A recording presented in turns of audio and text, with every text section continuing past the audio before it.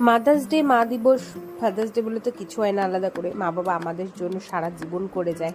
তো প্রতি বছরই ভাবতাম কিছু না কিছু দিব মাদার্স ডেতে, কিন্তু দেওয়া হয়ে ওঠেনি। তো এবছর মায়ের জন্যই কিছু একটা গিফট কিনবো ভেবেইছিলাম। তো মাদার্স ডেতে আমি ওটা সম্ভব হয়নি।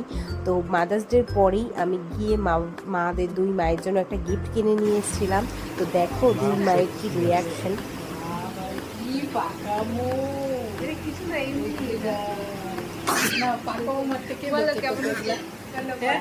বলো কেমন হয়েছে? খুব সুন্দর হচ্ছে। পছন্দ হয়েছে? হ্যাঁ।